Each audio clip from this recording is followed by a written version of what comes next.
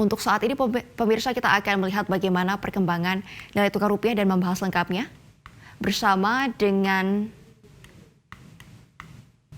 analis pasar keuangan sekaligus Direktur PT Laba Forexindo Berjangka, Ibrahim Aswaibi. Pak Ibrahim, mengapa tekanan dolar Amerika Serikat terhadap nilai tukar rupiah masih terus terjadi di akhir tahun ini, Pak? Ya, sangat wajar kalau seandainya mata uang rupiah kembali lagi mengalami pelemahan. Ya, dari hari Jumat kemarin memang ada sedikit dolar mengalami pelemahan, namun rupiah terus mengalami pelemahan. Seharusnya pada saat dolar melemah, rupiah menguat. Apa sih penyebabnya? Penyebabnya adalah COVID-19 di Tiongkok yang sampai saat ini terus mengalami peningkatan. Bahkan data kemarin mengatakan 145 juta ya masyarakat Tiongkok terdampak COVID-19. Ini mengindikasikan bahwa penanganan COVID-19 di Tiongkok sampai saat ini belum memadai, apalagi jumlah penduduk yang begitu besar. Nah, kita tahu bahwa Tiongkok ini salah satu negara ya atau yang mempunyai wilayah cukup besar, sehingga penanganan ini memerlukan satu konsentrasi khusus.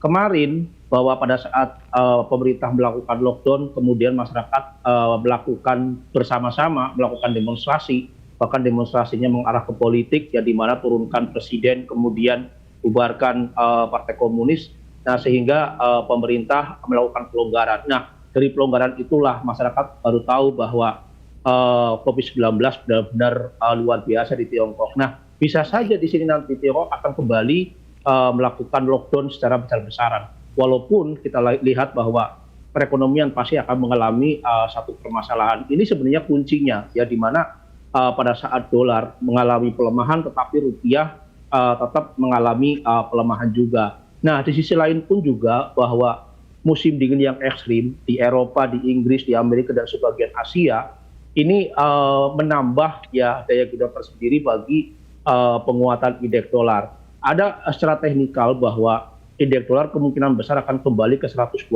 bisa saja terjadi di kuartal pertama tahun 2023. Ini mengindikasikan bahwa rupiah bisa saja akan menyentuh di level 16.000 di kuartal pertama. Ini yang harus diantisipasi oleh pemerintahan Indonesia, karena kita tahu bahwa utang pemerintah pun juga terus membengkak, walaupun banyak pengamat yang mengatakan utang masih cukup normal, masih di bawah 40%. Tetapi harus diingat bahwa Bank Sentral Indonesia terus menaikkan suku bunga, artinya yield obligasi pun juga akan lebih mahal.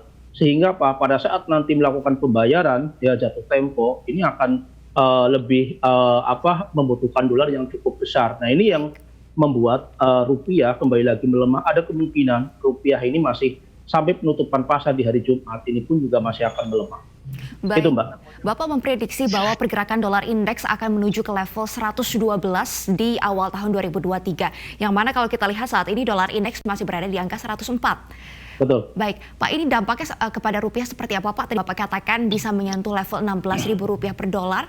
Kalau angka tertingginya yang mungkin bisa dicapai nilai tukar rupiah berapa? Dan titik keseimbangan barunya sebenarnya di angka berapa, Pak? 15.000 atau 15.500 atau berapa, Pak? Ya, seharusnya 15.500, tetapi dampak dari krisis global yang kemungkinan besar akan terjadi di kuartal pertama, ini akan berdampak juga terhadap mata uang rupiah. Kenapa? Karena secara moneter pemerintah pun juga masih akan tetap menahan inflasi dengan cara menaikkan suku bunga. Nah, saya pun juga belum tahu apakah Bank Indonesia ini akan menaikkan suku bunga hanya 75 basis poin atau bisa 1%, ya saya pun juga belum tahu. Ini sedang melihat kondisi di mana permasalahan tolong pegangin tablet saya pada saat ya resesi ini bisa mengganggu konsentrasi pemerintah juga. Karena apa? Pada saat pemerintah berfokus terhadap penanganan perekonomian di dalam negeri, ini pun juga pasti akan berpengaruh juga terhadap eksternal yang begitu kuat, sehingga intervensi Bank Indonesia pun juga tidak akan begitu kuat ya dalam penahannya. Bahkan cadangan devisa kemungkinan besar ya di kuartal pertama akan terus menyusut. Itu Mbak.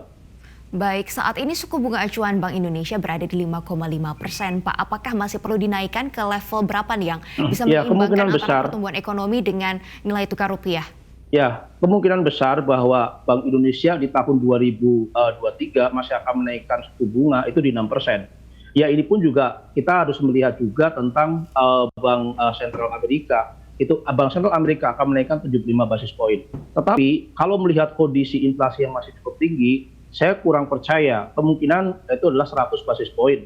Ini dalam kuartal pertama dan kuartal kedua. Nah, sehingga apa? Sehingga Bank Indonesia pun harus mengikuti ya langkah-langkahnya. Kalau seandainya misal suku bunga di Amerika itu adalah 5,5, berarti suku bunga di Indonesia pun juga harus di atasnya 6%. Karena apa?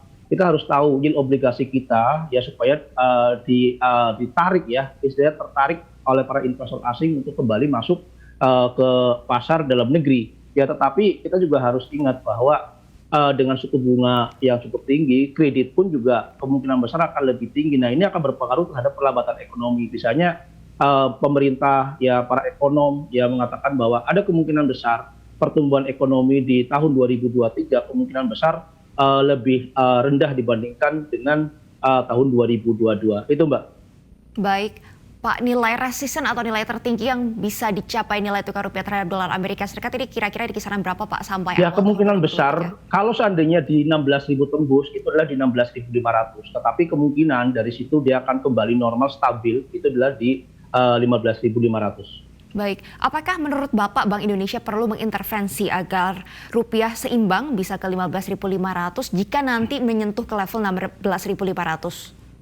Ya, Bank Indonesia pasti akan melakukan intervensi. Bukan saja Bank Indonesia, kemungkinan besar pemerintah pun juga akan kembali melakukan intervensi. Ya, bisa saja di sini ada tax amnesty tahap ketiga, karena kita tahu bahwa masih banyak masyarakat, ya pengusaha-pengusaha yang belum melaporkan, terutama adalah di provinsi-provinsi yang memang jauh dari ibu kota. Nah, ini pemerintah, terutama adalah Kementerian Keuangan, perlu membuat satu solusi kembali bahwa tax amnesty jilid ketiga itu harus dilakukan lagi. Bisa saja dalam pemerintahan Jokowi sampai 2024 akan ada tax amnesty 4 kali. Ya, karena apa? Bahwa masih banyak masyarakat di daerah-daerah yang belum melaporkan tentang kekayaannya. Itu Mbak Jessica. Baik, Pak Ibrahim, kalau kita lihat surplus neraca perdagangan Indonesia sebenarnya masih terus berlanjut nih, sudah 31 bulan berturut-turut. Lantas mengapa rupiah masih melemah, Pak? Apakah surplus perdagangan kita kurang besar untuk menutupi outflow yang terjadi di pasar keuangan, Pak? Ya, kita harus diingat bahwa ekspor impor kita membaik ini karena kebutuhan komoditas di Eropa, ya di Inggris, di Asia dan Amerika cukup besar. Ya, sehingga apa? Ekspor impor kita tertolong dengan komoditas terutama adalah batu bara, ya kemudian nikel, timah, CPO yang cukup besar. Nah, kita juga harus tahu bahwa pada saat nanti tahun 2023 kemudian perang di Ukraina usai, kita akan kembali terhadap fundamental. Kita akan kembali ekspor impornya kemana? Adalah kita harus ke Tiongkok. Dan kita harus ingat bahwa Tiongkok mengalami satu perlambatan ekonomi akibat COVID-19.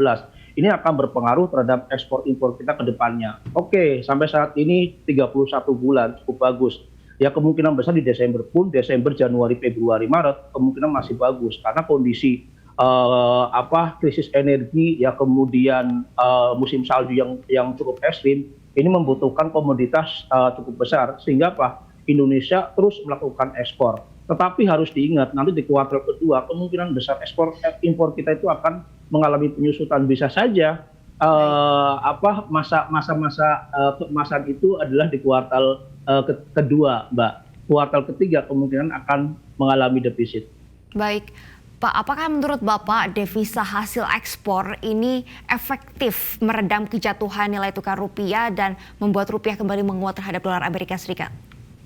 Ya, kalau apakah ekspor ini efektif, ya saya masih belum bisa. Karena untuk ekspor ini kan hanya 19%. 19% sampai 20% pembentukan untuk produk domestik bruto. Sebenarnya di sini adalah kan konsumsi masyarakat yang paling besar. Artinya apa? Bahwa sebenarnya di sini adalah pemerintah yang melakukan intervensi ya secara masif, ya terus-menerus koordinasi dengan pejabat-pejabat stockholder. Ini yang sebenarnya membuat rupiah ini mengikuti fundamental yang ada. Artinya apa? Bank Indonesia, pemerintah selalu mengatakan bahwa rupiah saat ini mengikuti undervalue ya yang ada. Artinya apa? Bahwa pada saat ekonomi global ya mengalami perlambatan, walaupun Indonesia ekspor impornya cukup bagus, konsumsi masyarakatnya cukup bagus, tapi belum bisa menahan laju pelemahan mata uang rupiah. Ini sangat wajar sekali. Tetapi kalau seandainya rupiah masih tertahan ya di level di bawah 16.000, artinya apa? Bahwa Bank Indonesia dan pemerintah ini sudah sekuat tenaga melakukan intervensi, dan ini pun juga perlu diapresiasi, Mbak, Bank Indonesia dan pemerintah saat ini. Baik, Pak, terakhir Pak, pertanyaannya adalah sampai kapan dolar Amerika Serikat akan terus menguat, Pak, terhadap mayoritas mata uang utama dunia dan juga terhadap nilai tukar rupiah? Ya sampai perang Ukraina selesai. Ya, karena kita tahu bahwa perang di Ukraina itu setelah ada pihak ketiga, ya NATO dan Amerika, ini menjadi carut marut. Ya, sehingga apa? Sehingga embargo, ya sanksi ekonomi saling menjatuhkan. Ya, kita lihat bahwa Rusia pun juga akan menghentikan ekspor untuk minyak mentah. Ya, sedangkan saat ini kebutuhan minyak mentah cukup besar karena harganya relatif lebih murah dengan sanksi-sanksi yang diterapkan oleh Uni Eropa. Ini sangat membahayakan. Permasalahan dari awal ini adalah perang di Ukraina yang melibatkan pihak ketiga. Kalau seandainya tidak ada pihak ketiga, kemungkinan besar tidak akan separah ini. Tetapi kita harus ingat juga bahwa saat ini terjadi perang, akhirnya apa? Kita tahu bahwa ada ikut campur pihak ketiga membuat pertumbuhan ekonomi global mengalami satu permasalahan. Itu, Mbak. Baik, Pak Ibrahim, terima kasih untuk waktu dan kesempatannya berbincang dengan Zona Bisnis BN Channel pagi hari ini. Sukses, sehat selalu Pak, selamat kembali beraktivitas. Oke, terima kasih.